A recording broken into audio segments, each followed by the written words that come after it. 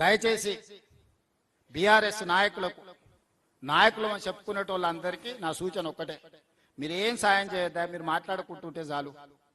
మీరు చేయగలిగిన పెద్ద సాయం కేసీఆర్కు ఊడిగడం చేయడం ఆపురు. ఆఖరి 6 నెలలు ఎన్నికలు వచ్చినప్పుడు చూద్దాం ఎవరు ఎట్లుంటారో, ఎవరు ఏమవుతారో, జిల్లా ఎవరి పక్షాన నిలబడుతుందో, ఇక్కడ రైతులు ఎవరితో ఉంటారో, విద్యార్థులు ఎవరితో ఉంటారో, ఈ జిల్లా ఎవరికి అండగా నిలబడుతో ఆ రోజు తేలుద్దాం.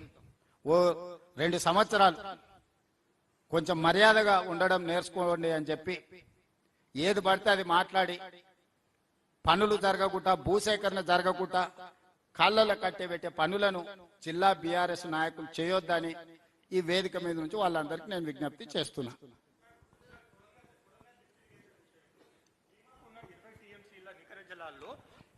ఏడు టీఎంసీలు మీరు అక్కడ కోత పెట్టేసి ఇక్కడ కొడంగల్కి ఇస్తున్నారు. దానివల్ల బీమా రైతులు అక్కడ నష్టపోతున్నారు, ఇక్కడ కొడంగల్ రైతులు వీళ్ళు నష్టపోతున్నారు. ఎందుకంటే వాళ్ళకు 1,00,000 ఎకరాలకు 7 టీఎంసీలు సరిపోవు. ప్లస్ ఇప్పుడు Jurala it self is overloaded. 8 TMC మీరు 9 అంటున్నారు, అది 8 టీఎంసీ స్టోరేజ్. దానికి ఉన్న నెటంపాడ్ ఎకరేజ్ 2 lakhs acres, ఇప్పుడు బీమా 2 lakhs. Jurala it self has 1 lakh acres ayacut. ఇంకా ఇప్పుడు ఏది మన ఇది డ్రింకింగ్ స్కీమ్స్ ఉన్నాయి, ప్లస్ కొడంగల్. ఇలాంటి కాకుండా సిడబ్ల్యూసీ నుంచి హైడ్రాలజికల్ క్లియరెన్స్ లేదు, ఫారెస్ట్ అండ్ ఎన్వైరన్మెంట్ క్లియరెన్స్ కూడా లేదు సార్. ఎట్లా నీ ప్రశ్న టిఆర్ఎస్ వాళ్ళదా? నీ ప్రశ్న అయితే మీకు అవగాహన కొంచెం తక్కువ ఉంది. నా దగ్గరకు వస్తే మొత్తం డీటెయిల్ చెప్తా. ఒకప్పుడు 1 టీఎంసీకి 10,000 ఎకరాల కింద ఆయకట్టును లెక్క కట్టిరు. ఇప్పుడు 1 ఎకరాకు 15,000 ఎకరాల కింద లెక్క కడుతున్నాం. బీమా కింద మొదట ఉన్నది 2 లక్షల ఎకరాలు.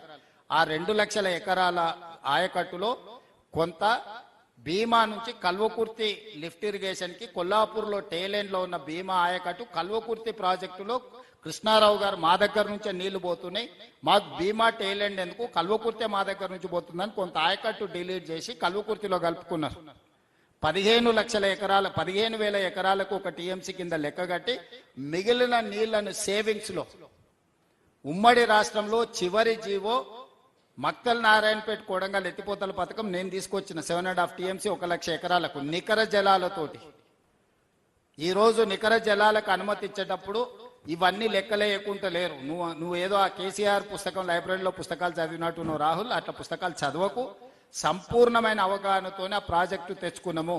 నా మీద కోపం కొద్దీ నా ప్రాంత రైతులకు ఈ 1,00,000 ఎకరాల మెజారిటీ మక్తల్కు ప్రయోజనం ఉంది, తర్వాత నారాయణపేట, తర్వాత కొడంగల్. ఈ 3 నియోజకవర్గాలను చివరికి కొడంగల్కి ఇవ్వాల్సి వస్తుంది నీళ్ళు అని చెప్పి మక్తల్ నారాయణపేట కొడంగల్ ఎత్తిపోత పథకాన్ని తొక్కిపెట్టింది కేసీఆర్, జీవో నెంబర్ 69. అందుకే ఈ రోజు మేము వచ్చిన తర్వాత ఇప్పుడు పిలిచిన టెండర్లలో 98% పబ్లిక్ కన్సెంట్ తోని భూసేకరణ మా మంత్రి గారు అక్కడ కూర్చొని చేపించిండు. వాళ్ళు అబద్ధాలే తింటారు, అబద్ధాలే గాలి పీల్చుకుంటారు. మొత్తం అబద్ధం అంటే వాళ్ళ నరాన అబద్ధం జీర్ణించకపోయింది. ఈరోజు ఏ ప్రాజెక్టు దగ్గరికైనా పోదాం, ఇప్పుడు మీరు అబద్ధం జీర్ణించకపోయింది. ఈరోజు ఏ ప్రాజెక్టు దగ్గరికైనా పోదాం, ఇప్పుడు మీరందరూ మేధావులే కదా, మేమంతా మామూలు వాళ్ళం, కానీ మీరు జర్నలిస్టులు మేధావులే కదా. ఈచ్ ప్రాజెక్ట్ ఏదో ఒక ప్రాజెక్టు యూ నేమ్ ఇట్, మీరు ఒక ప్రాజెక్టు పేరు చెప్పండి, దాన్ని పుట్టినప్పటి నుంచి ఈ రోజు వరకు ఏముందో దాని మీద చర్చ చేద్దాం. ఇప్పుడు వాళ్ళు తోసింది మాట్లాడతారు, వాళ్ళు మాట్లాడిన ప్రతి అబద్ధాన్ని మీరు నమ్మితే మీ మీద జాలి పడడం తప్ప నేను చెప్పగలిగింది లేదు. ఒక్క ప్రాజెక్టు పేరు చెప్పు, వాళ్ళు మొదలుపెట్టింది కానీ వాళ్ళు పూర్తి చేసింది కానీ.